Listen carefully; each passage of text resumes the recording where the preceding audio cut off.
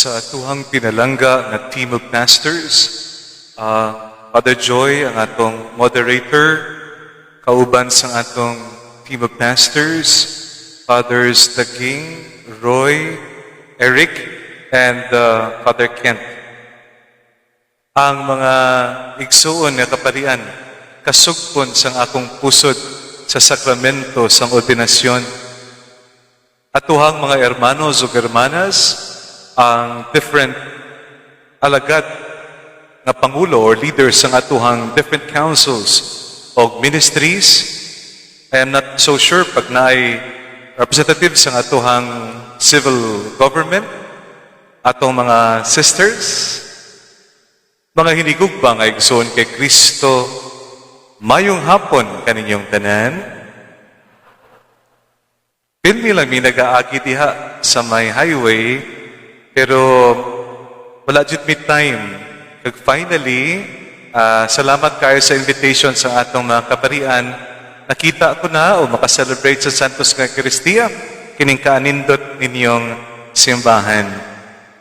Mga igsoon, mangayo lang ko pasaylo sa pag-start kay katong 1 year ago, pag-abot ko din sa Cebu, ang akohang pagsulti sa Cebuano, grade 1, section 11. Karon, grade 1 man sa gihapon, section 7. Na-improvement kamay. Pero kung magsagol-sagol na, ang Espiritu Santo mutabang sa aton towards comprehension. The dialogue towards harmony, no? Homily towards understanding o comprehension. Mga igsoon kay Kristo, naay lalaki so much in love, made a bold declaration sang iyang pagkikugma. Inday, ang dagat languyon ko para kuhaon ng perlas sa ilahom. Ang bituon, singiton man Cebuano, ihalad sa imo. Ang mga tribo, lupigon para sa imo. Ang bukid, akong katkaton para dito sa itaas. Akong isinggit, I love you. You. Diyan may echo pa, no? Itaas man sa bukid. Ang tubag sang babayi, thank you dong, mangutana lang ko. Andam ka bala maghugas pinggan, magluto sa kalan, maglaba, mag-change sang paho nga diapers sa tunga sang gabi. O ang next frame, ang lalaki, speechless. Ngano man? That's a big question mark. Og sa ubos na ay caption, gugma pa more? Question mark? Gugma pa more? Question mark. Mga igsoon kay Kristo, ang gugma, dali lang isulti in words or declaration. I love you babes, I love you darling, mahal kita, etc. Pero lisod kaayo i-actualize in terms of reality and practice. Ang gugma, according to Scott Peck, is extending oneself to work for the welfare of the one you love. Ganahan jud ko kining description, kay dili siya gikan lamang sa romantiko nga perspective, but it's really a very realistic description. Extending oneself, your mind, your heart, your patience, to work for your beloved. Yes, ang atong Ginoong Jesucristo, based sa atong Ebanghelyo, He taught us really, kung maingon kita kadang love of God, dili naman na pag-o.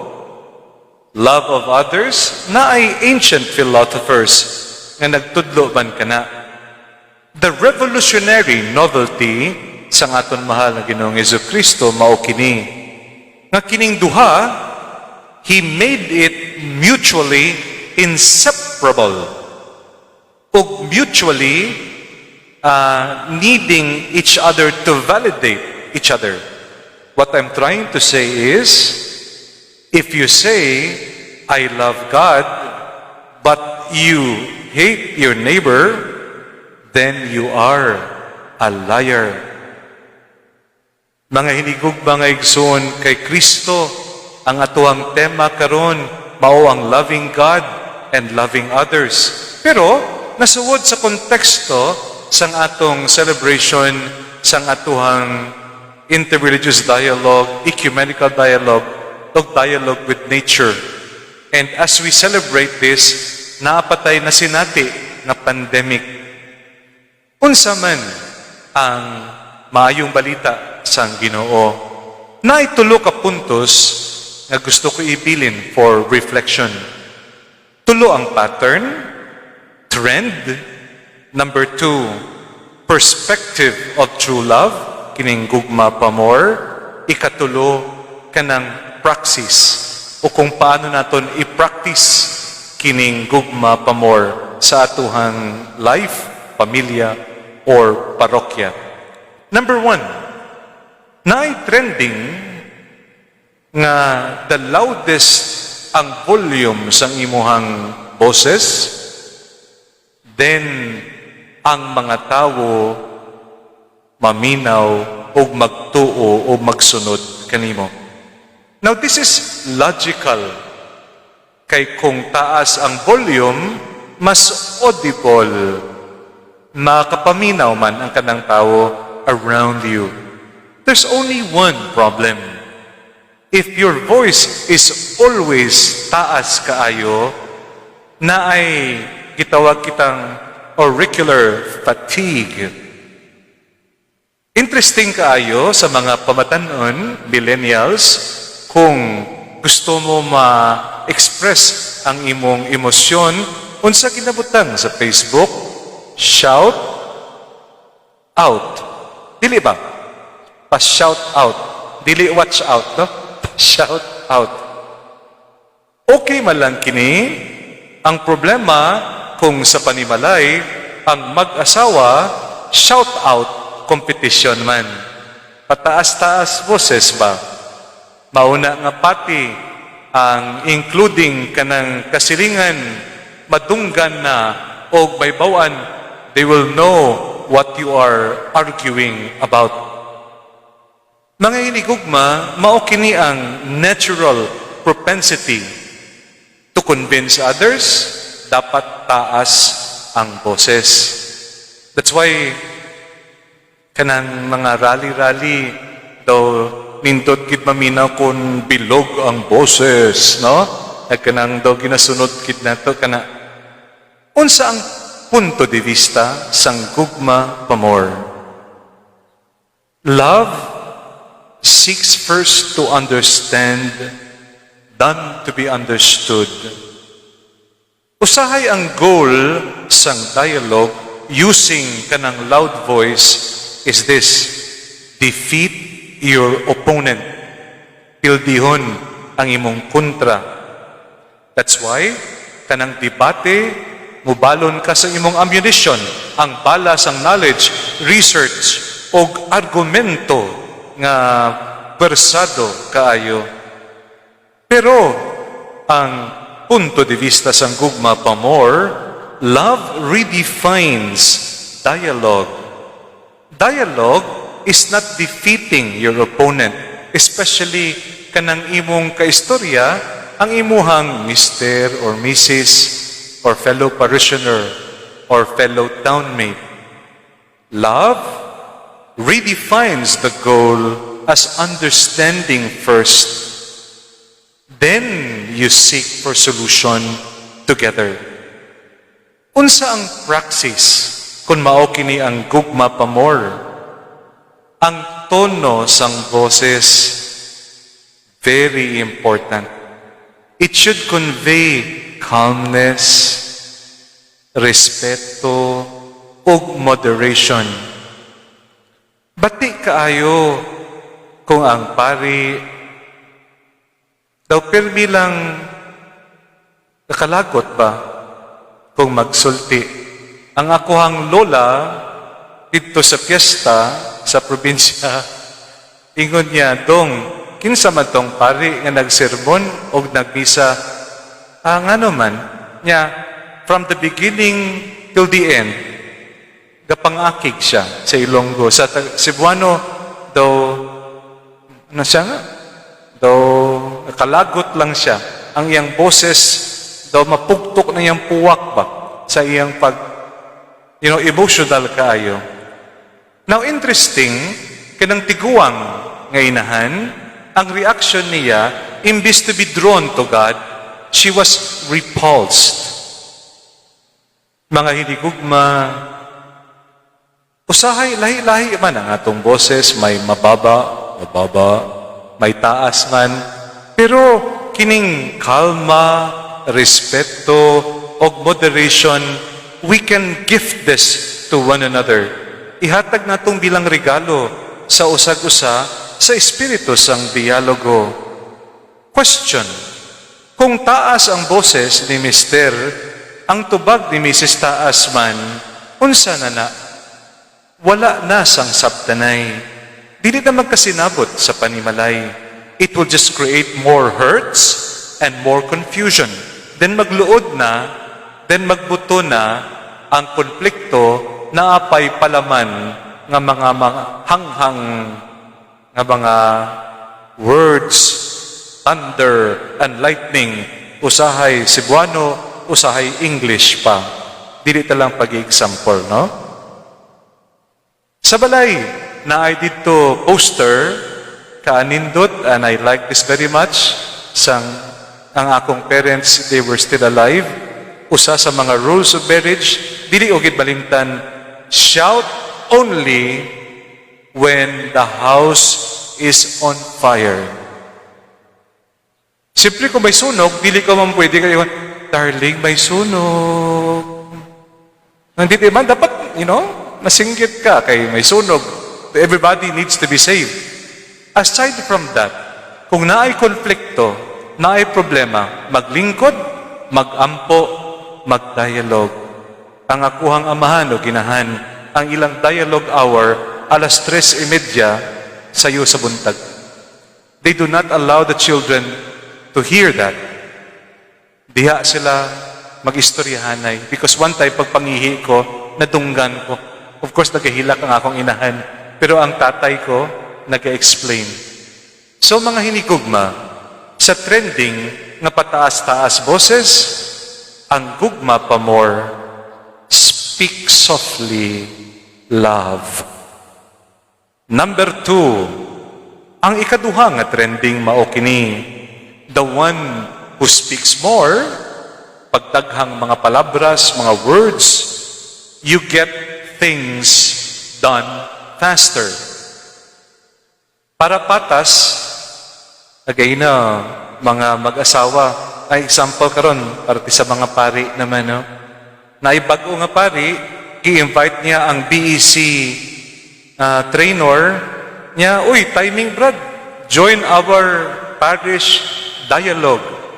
And then naglingkod katong BEC worker o pagkahuman, nagduol siya sa pari pads. After 1 hour and a half, naunsa naman to? Did you find it impressive? Ang akuhang first dialogue with parishioners? Ingon niya, for more than 1 hour and 15 minutes, ikaw lang gasulti, pads. 15 minutos lang ang mga tao nagsulti. More words. We feel pagtaghan ang atuhang mga palabras, then we will win people over. Did you know in counseling, 90% of the success is based on listening? And even ang obeying of the people, obedire, comes from audire, from listening towards obeying and participating and following. Obedience o participation of people around you comes first from genuine, attentive listening. Parehas karon, nagapaminaw pa mo? Base, natulugan na mo, no? Mga hinigugma, sa praxis, speak less, listen pa more.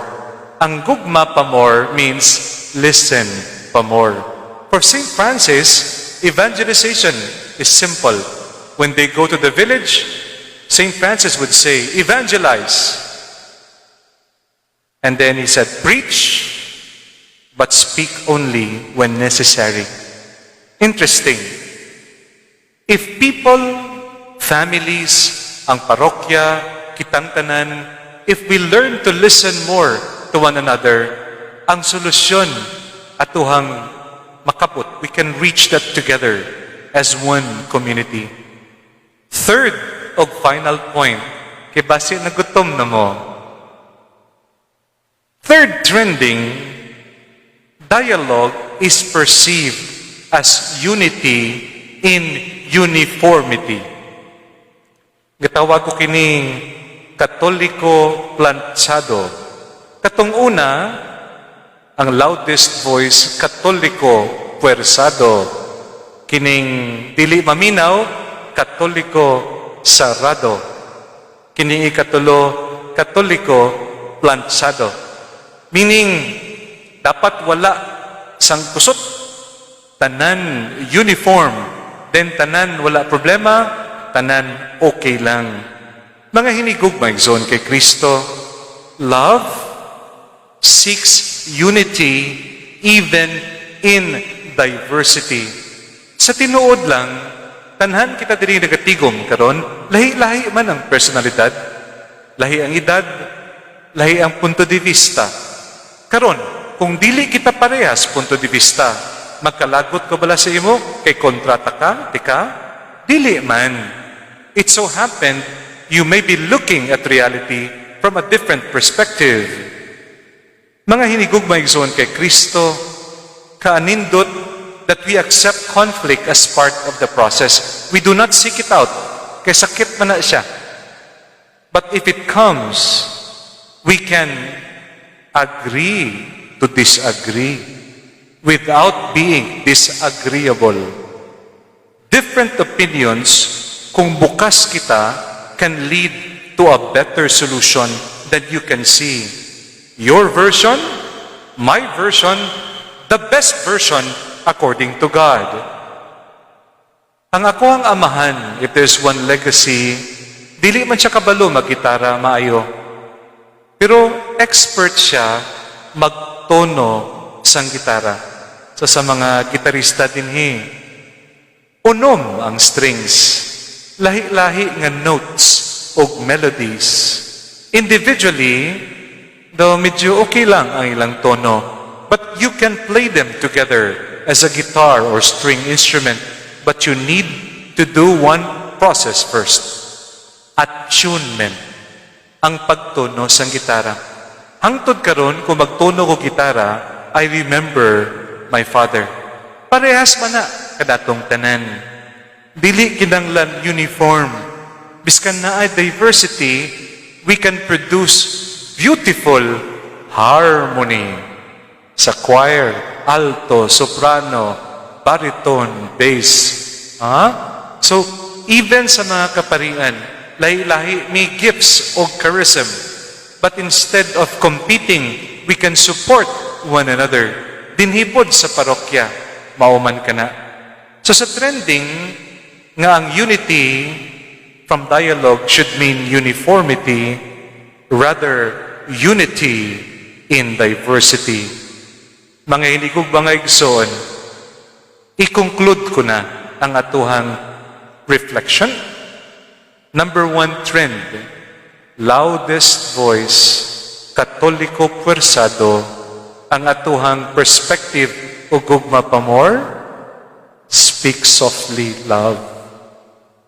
The tone of your voice na ay respeto, na ay kalma o moderation.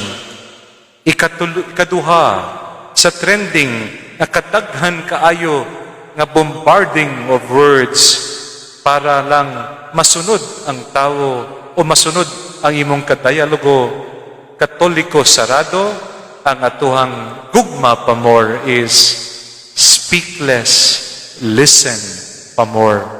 Finally, sa ikatulong nga trending nga mao ang unity equals uniformity, katoliko planchado, dapat open kita sa gugma pa more, unity in diversity.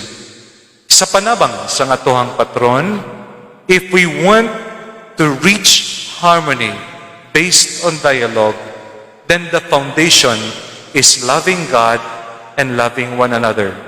The foundation is hard work. The foundation is gugma pamor. Dinhi sa atuang parokya sa Minglanilla, hinaot unta kitang tanan, especially ang parishioners o ang devotees, will become men and women of true love. Men and women who will push dialogue towards harmony through gugma pamor. If I bump into you someday, and then I see ang imong paglihok, ang imong gestures, ang imong speech, maingon ako, excuse me, brad, excuse me, sister, taga Minglanilla ka? Then mas tubag ka, oo, sir, paano mo naibawan? Because you radiate gugma pamor. May San Roque, our patron, lead us to grow in this aspect as our response to the gospel. So help us, God.